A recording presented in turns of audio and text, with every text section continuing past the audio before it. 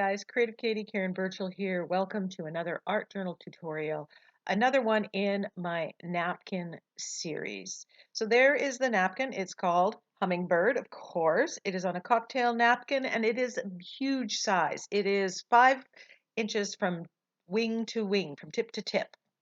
So here is the napkin, great size for a focal image, and I took inspiration from this napkin.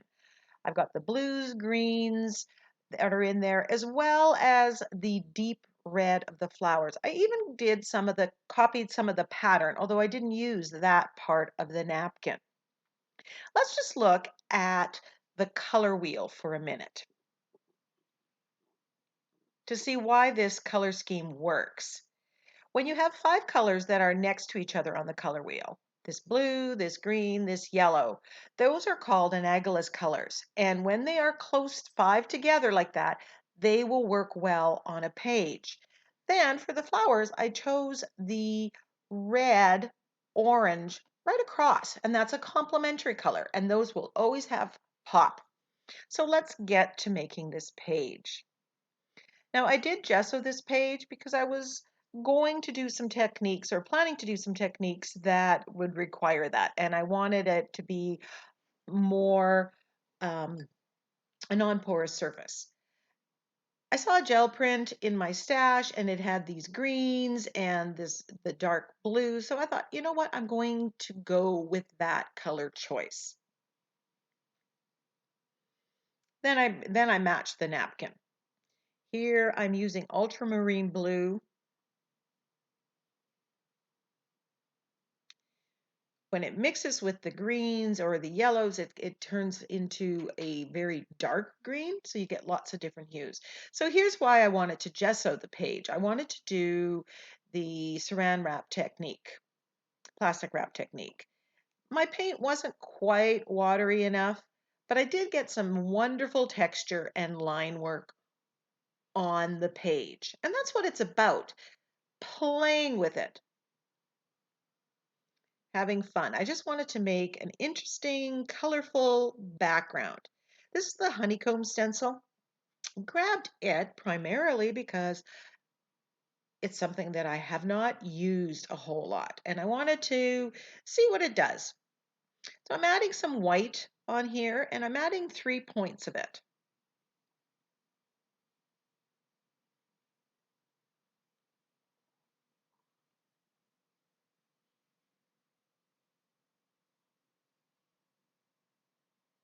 This pushes back a lot of the background and neutralize it to some degree, gives a little bit of pattern. And you do see all this pattern, everything that I'm doing now, you do see through, peeking through the final project in a very subtle way. Going in with some of the ultramarine blue with the same stencil. And you get a very different feel when it's a color. Did not like it.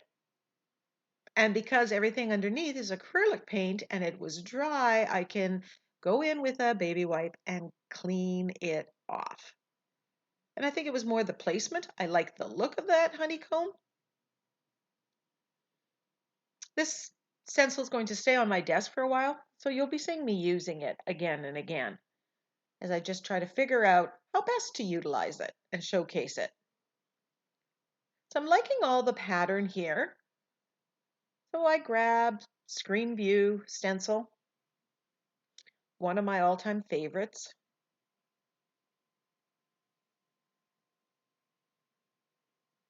I'm just adding some more with white. As per usual, I'm sticking to the same colors in black and white as I had. Now my background got a little bit busy, so I grabbed my Kaleidescope stencil, one of my favorites. In fact, I just ordered the 6-inch one of this same stencil, and I'm coming in with thick gesso. This is gesso that wasn't thick gesso, and it's just thickened over time. And I love putting it through the stencil. And I'm making a swoop across the page. I want to make some movement on the page. Because in the back of my mind, I've got that hummingbird in my mind, and I want to figure out, I want to place that flying through the air. So the greens and blues, I wanted a background. Now I'm thinning some Prussian blue here, and I wanted to get it dripping through the texture. I don't think I thinned it enough. And so I went to plan B, where I'm just going to push everything back. I'm doing a coat, basically a wash of thinned out Prussian blue, and then I'm wiping it off. Now, wherever I have the gesso, it lifts way easier. So I can take that gessoed area back, not quite to white white, but as you can see, I'm pulling it off. Now I pulled off some of the gesso there, so I will be going back in with more of the gesso. I'll put the stencil back on and redo that area. No problem. Doing the wash often neutralizes and unifies the page, and I think that's what happened here. But you can see all the paint, all that luscious texture and pattern still there. So here I'm coming in, I'm filling in the areas, and I'm also wanting to make some parts of this swoop across the page a little more bright white, a little more opaque. I wanted that variation. So I'm absolutely loving what's going on here. Now, instead of using the ultramarine blue, I grab my Prussian blue because it's darker. And I just want to stencil in some areas with this kaleidoscope stencil and get it dark. Contrast, variation.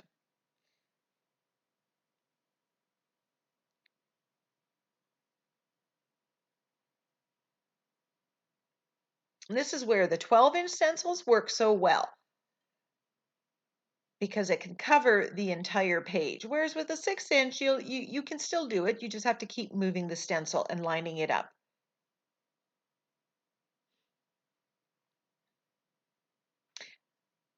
This stencil is great for gel prints, for art journaling. It's just one of those good, solid, basic stencils. I'm loving how the bright green and the little bits of yellow are peeking through. So back to the napkin. There are 4 hummingbirds. 2 are looking one way, 2 are looking the other way, and I'm using my liner brush with a little bit of water, and I'm water cutting around this hummingbird. You will see me using the other 3 hummingbirds on other projects because I love hummingbirds. In fact, we've got 3 feeders in our backyard, and it's one of my favorite pastimes, taking a cup of coffee out there and watching the hummingbirds coming and going. We have them here, one of the types, year round. So I'm just cutting off any parts of the napkin that I do not want. So I'm getting as close as I can and getting a jagged edge. Loving how the green and the blues of this are it's just perfect. Playing around a little bit with composition. Now, if I glued that on the page, I may risk losing some of the vibrancy, and I wanted to make sure that the hummingbird stood out. So I am going to put some matte medium on a sheet of copy paper with my fluid matte medium from Liquitex.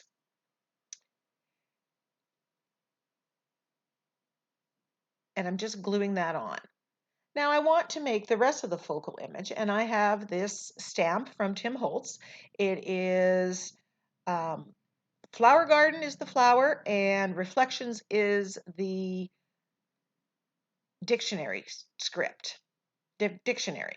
So I'm just stamping the dictionary on there because I want to get that look on the flowers.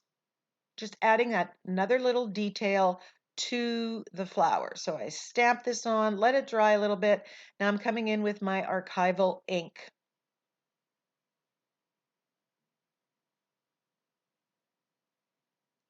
And just stamping these flowers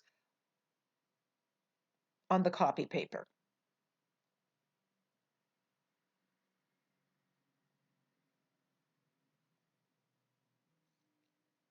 Once it's dry, I'm just going to lazily fussy cut around it, but I do leave a border, as you can see, around the edge. I'm going a little bit over.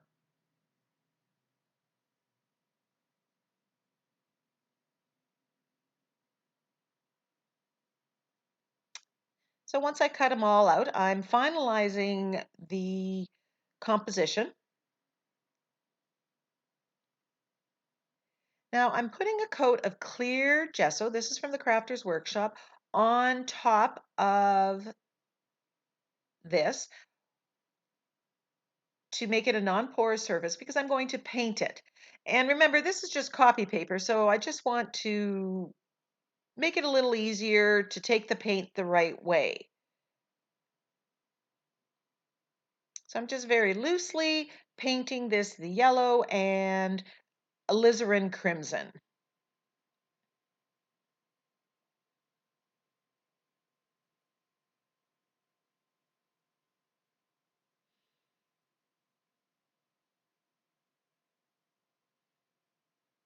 And you can still see some of the dictionary text peeking through.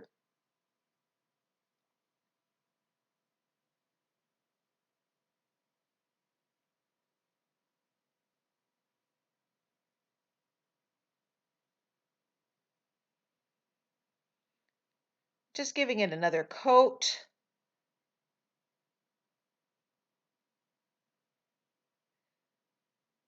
Adding that text is a great way of creating variation amongst your stamps.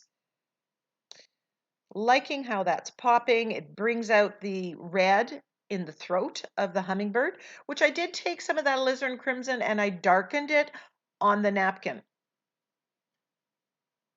just to make it pop a little bit more than what it was. Because remember, you can always do a light wash over top of any image that you're using from a napkin. Just make sure that it's coated and sealed with either matte medium or clear gesso.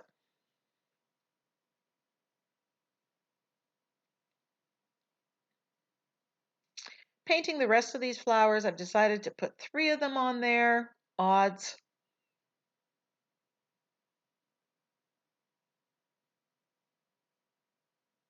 If you don't have a flower stamp, you can grab flowers from another napkin and use that. And I could have totally done that.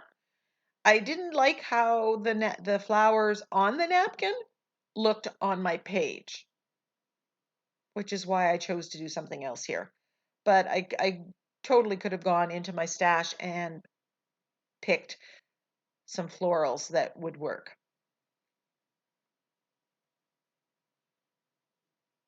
And as usual, I made more than enough flowers. I always do extras. They just stay in my stash if I don't need them. Now here I'm getting some black paint. I've thinned it down and I'm stamping into the black paint just to make the lines darker. And I want this to look a little bit watercolory, not so perfect. And while I'm trying to get it as close as possible to it, again, I'm not worried about lining it up. It looks very sketchy and I love it. Anytime you stamp with your stamps in acrylic paint, make sure you spray them with your Murphy's Oil Soap combination and clean them.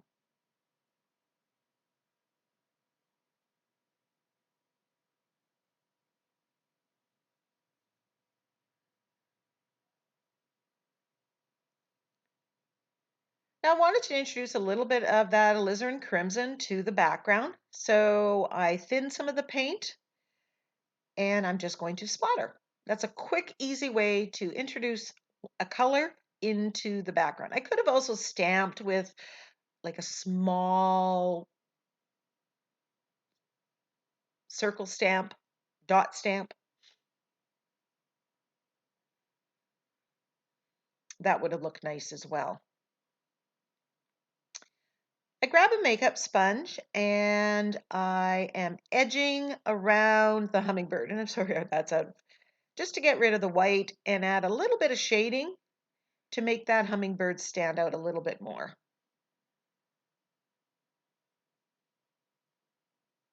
And I do the same thing with the flowers. It isn't as important if you're using copy paper because that's fairly thin, but if you were using cardstock or mixed media paper, it may be a little bit more necessary. There would be a definite white edge that you may want to get rid of. I love how that hummingbird is picking up the green, those little bits of hints of greens that are peeking through the modeling paste and the stenciling that I have there.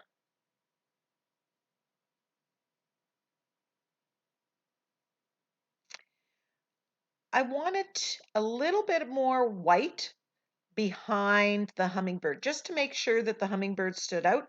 So I go back in with some white paint and add a little bit of stenciling just to broaden the base so that the hummingbird is fully on the white.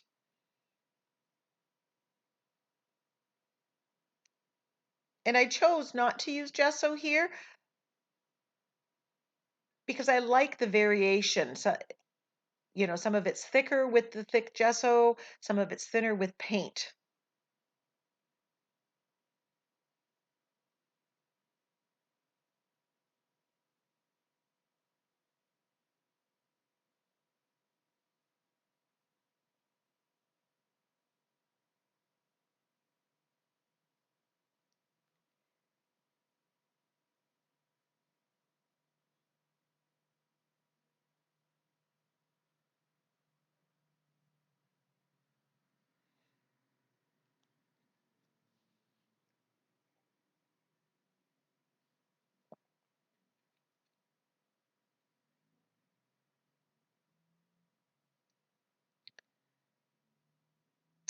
Went into my sentiments and I grabbed this one, says believe in the possibilities. And this one was just in and amongst my stash. I'm not sure which pack that it was in. But if you want to check out my sentiment packs, you can go to the link in the description box. My link tree link will take you to my sentiment packs, my affiliate links, all of those things. I also will link any of the products in my Amazon affiliate links. On this napkin, you can purchase through Ninny's Napkin. She also carries 6-inch TCW stencils. So check out everything she's got. She's adding a lot of different products, mixed media and art journaling products to her store and expanding pretty much on a daily basis.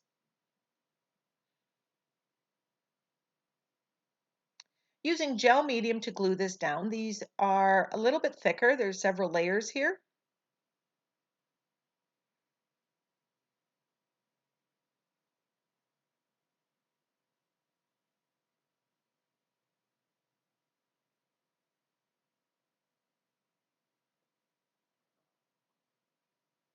I'm just loving how that honeycomb pattern at the top, you can just see it peeking through the kaleidoscope stencil.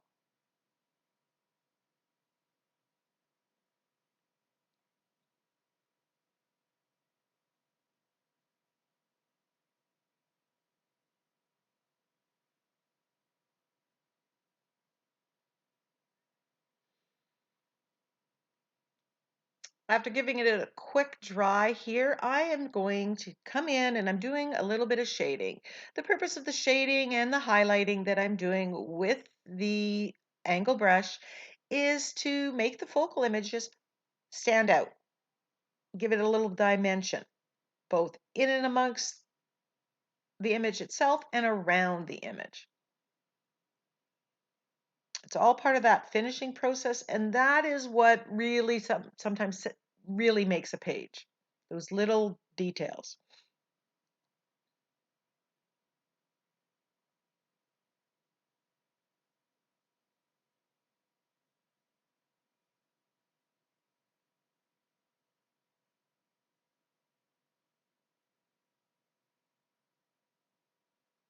Are you on Instagram? Start following me on Instagram at Creative Katie.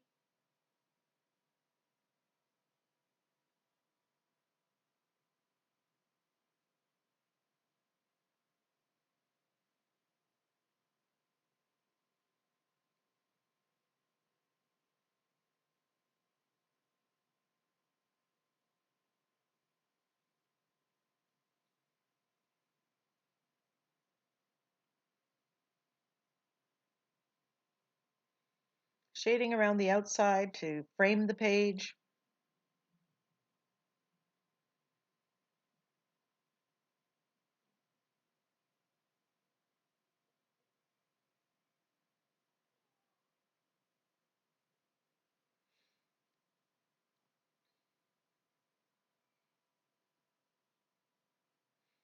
And around the sentiment.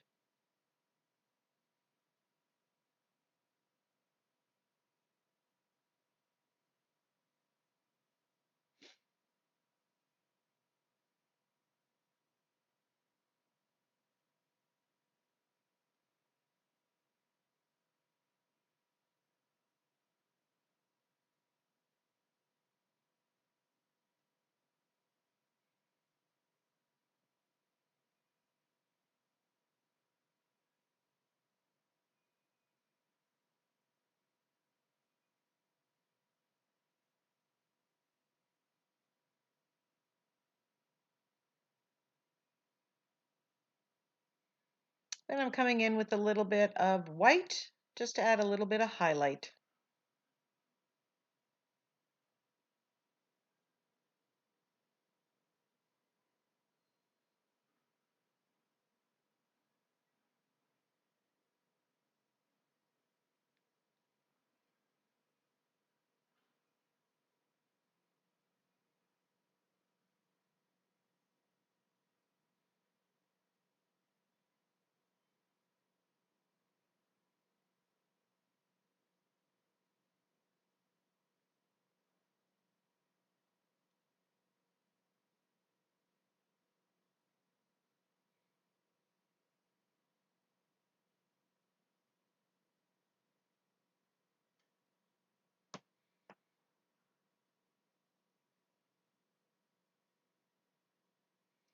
I grab my woodless charcoal pencil, just adding a little bit more around the edges. It's a quick way for shading, edging. These woodless charcoal pencils just really earn their keep. They can be a little bit messy, so sometimes you have to, if you're going to keep it or handle it, you need to spray it with a fixative. And you always use it as a final stage. Remove the tape so that to get that clean edge, and it keeps all the gunk out of the coils.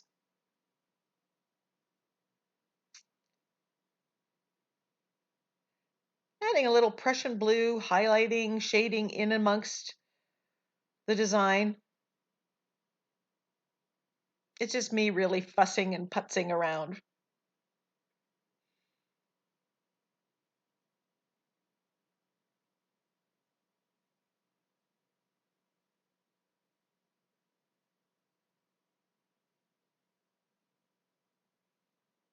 I absolutely love how those colors all work together so well in the background.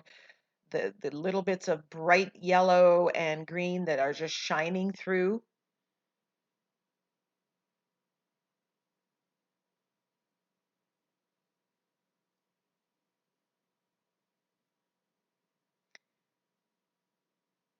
And I'm just splattering with gold.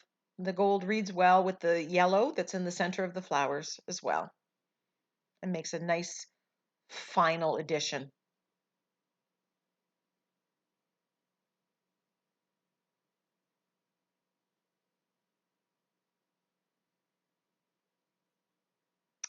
Here are close-ups. I hope you enjoyed this tutorial. Give me a thumbs up, leave me a comment. Join me in my Facebook group, Art Journaling and Mixed Media Creations. Until next time, keep creating.